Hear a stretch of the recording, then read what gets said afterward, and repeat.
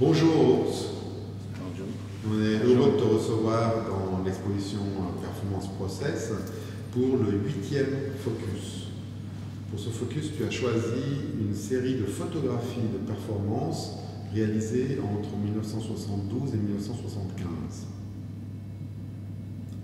Pourquoi avoir choisi des photographies et pas des vidéos de ces performances? Parce que on n'avait presque jamais fait des vidéos en cette époque-là.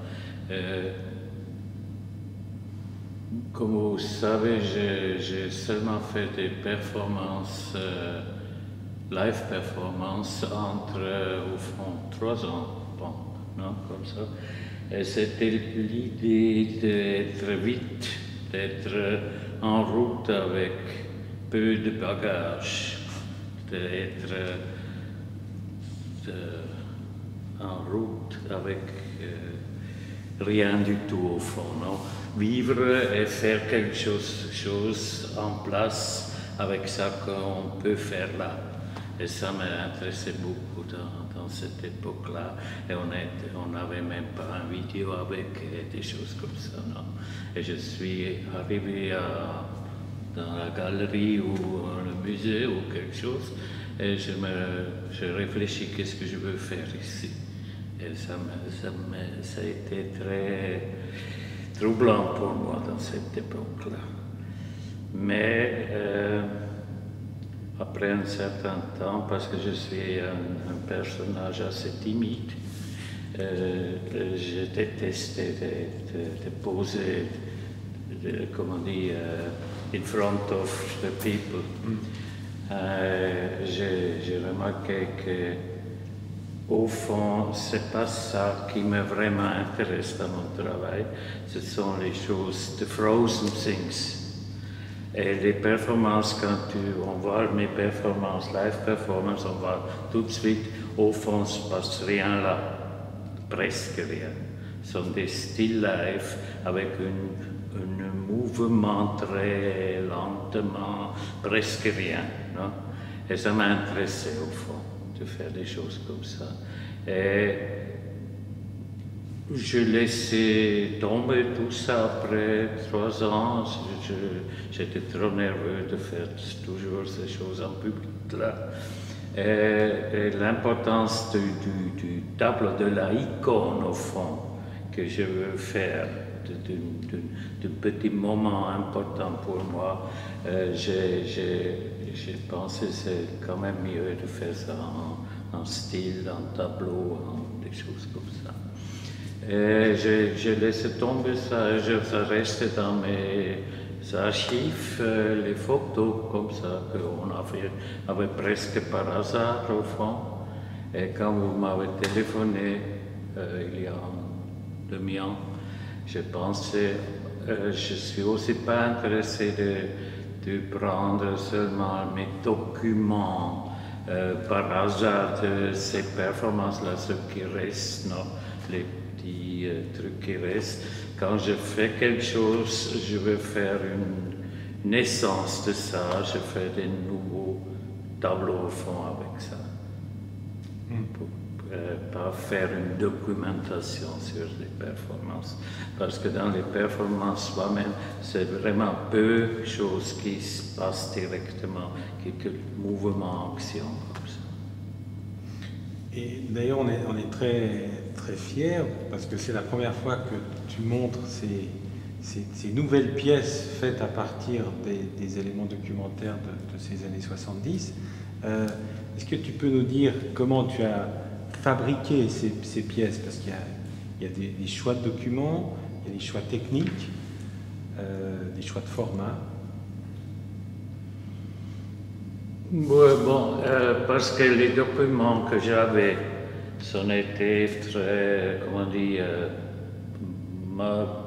plutôt pas de qualité brillante, hein, des choses comme ça. Alors je me disais, je ne veux pas faire une concurrence ou un wettbewerb, comment dire, d'une belle photo. Hein. Je veux prendre comme quelqu'un que je ne connaissais pas, comme une chose documentaire un peu étrange. Alors j'ai fait ces rasters, comment on dit raster, des lignes, non? Comme un peu l'effet d'une caméra surveillance. Un petit peu comme ça. Et pour dire, c'est n'importe quoi au fond. Hein? Ça ne doit pas être un joli tableau ou une jolie photo noir et blanc. Les photos noir et blanc aujourd'hui ont toujours un peu l'atmosphère rétrospective, non? Tout à fait. Oui. Look vintage un peu. Vintage, joli noir et blanc, photo, non? Comme ça. Et je voulais éliminer un petit peu ça avec cette structure un peu surveillance. Et aussi, une autre chose, je fais ça depuis un an, des tableaux en noir et blanc aussi. Des nouveaux tableaux avec ces structures de caméra surveillance comme ça. Alors ça me tombe bien là-dedans, dans cette série, parce que ça s'appelle Brachland, Wasteland. Ce sont tous des choses gris, noires, comme ça. Et ça c'est aussi un peu Wasteland, un peu, hein, derrière toute mon époque comme ça. Mais comme vous savez bien, je crois, je suis un artiste qui travaille de temps en temps, toujours, des fois avec mes anciennes choses. Je prends de nouveau dehors et j'essaie de transformer ça dans un nouveau regard ou contexte. Et je fais toujours moi-même un petit peu des rétrospectives sur mon travail. Et comme ça, c'était pour moi un très bel moment de faire ça. Est-ce que tu peux nous parler de la photographie qui est derrière toi, l'œuvre qui est derrière toi, qui s'appelle This is About You, qui retrace en fait une performance réalisée à Rome en 1973 dans le cadre de l'exposition contemporaine organisée par Achille Bonito Livre. C'était presque mon première exposition internationale dans un contexte international à Rome.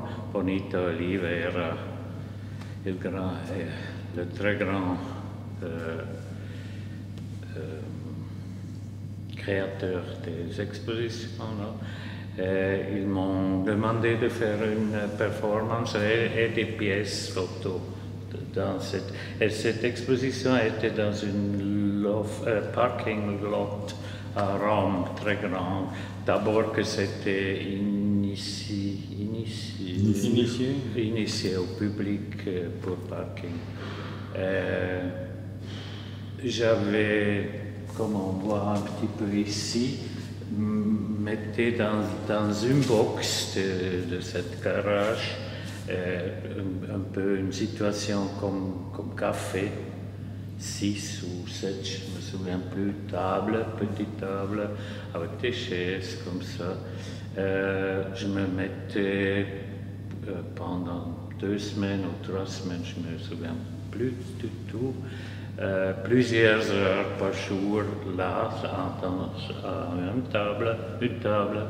Je jouais un peu avec des dés, j'ai bu un peu du vin rouge et j'ai fixé les gens qui sont venus, mais toujours directement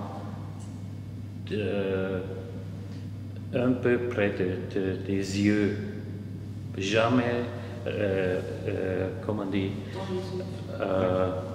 jamais répondu Jamais répondre au regard. Ouais, ça. Juste à côté. Toujours directement comme ça. Et j'ai fait seulement des mouvements ralentis, comment ça s'appelle en anglais? Slow motion effect. Seulement comme, et toujours comme ça. Et c'était une tension très forte là. Et c'était très bizarre. Comment réagissait le public? Tu te rappelles? Très différent, mais c'était très... Chez moi, on était presque toujours les femmes qui sont venues pour mes performances. Ils ont toujours pleuré. C'est très souvent, ils ont pleuré. Tu suscites l'émotion, Urs? Oui, j'ai espéré de faire cet exprès. Et j'ai oublié au fond tout ça. Mais dans mes photos, il y a les mêmes choses, seulement dans les performances, c'était avec une tout petite chose directe, non? Toujours. Oui, parce qu'en fait, tu faisais presque rien. Tu créais une situation et ce qui se passait, c'était le regard, c'est éventuellement l'échange. C'est assez bizarre parce que quand j'ai vu il y a un demi-an, quelque chose comme ça, Marina Abramovic a fait au fond les mêmes choses quand elle fait ça à New York. Au fond, sont les mêmes choses. Là. Mais pour moi, c'était un épisode, tout ça. Mais ce n'était pas une chose qui n'a rien à faire avec mon autre travail. C'est tout à fait là-dedans, mais de faire dans ce genre, c'était un épisode pour moi. C'était une époque de beaucoup de joie de vivre. Sur un côté, on était toujours en Italie, dans des belles spazi, non? Mais il restait très peu du travail au fond après, très peu. Et ça me manquait après. Est-ce qu'une des choses qui relie ce travail de performance avec ton travail de photographie et de vidéo que tu as développé par la suite, c'est finalement ta propre mise en scène, la mise en scène de ton propre corps dans une situation donnée, enfin une situation que tu choisis. En photo, tu te mets en scène, tu te photographies. Dans les vidéos, par exemple, Art for the Better Life, tu te mets en scène aussi en vidéo, comme sportif, par exemple. Tu vois une continuité ou... Oui, absolument. Mais c'est fait là dans un autre sens. Ça, c'était vraiment fait pour être live, comme ça. Et au fond, ça ne m'intéresse pas beaucoup à la fin. Au fond, j'aimerais de faire des petites choses très iconiques, qui restent comme ça, de frisées, non pas frisées, comme on dit, gelées, qui sont précisément avec peu de choses qu'on ne remarque presque pas. Non, ce sont des choses. Mais au fond, c'est toujours les mêmes choses que je parle. J'aimerais que tu nous parles d'une autre performance, parce que tu nous as parlé de ta timidité, pour laquelle, entre autres, tu as arrêté de faire de la performance. C'est, je pense, celle qui va plus loin. Dans ces raisons, c'est celle de Genève, puisqu'en fait, tu étais absent. Oui, presque absent. Presque. Oui, mais ça, c'était...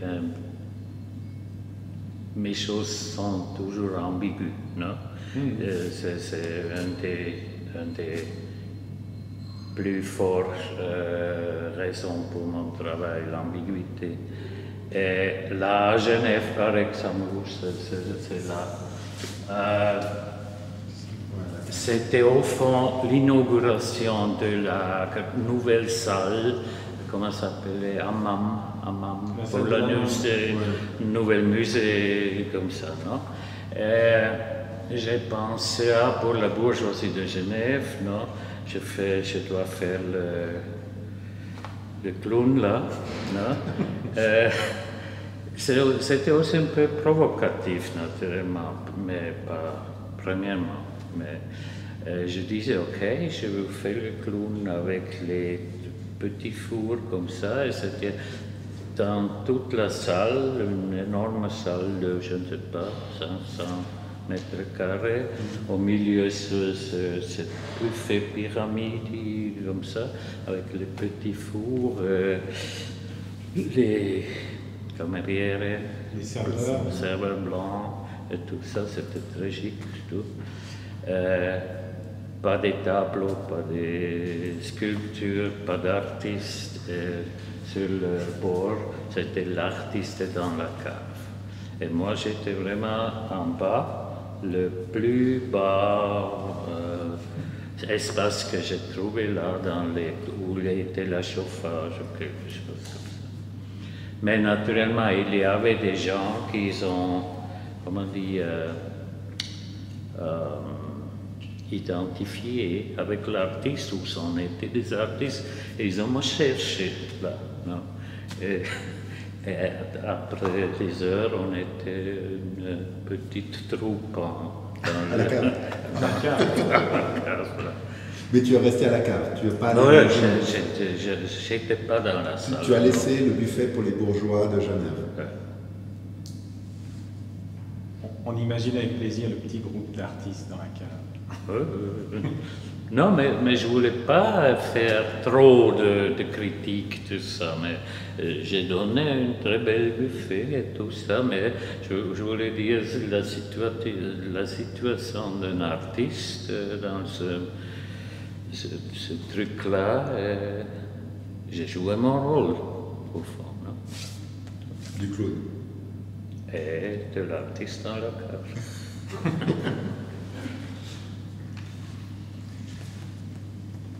Ours, merci. Merci beaucoup, Ours. Merci à vous.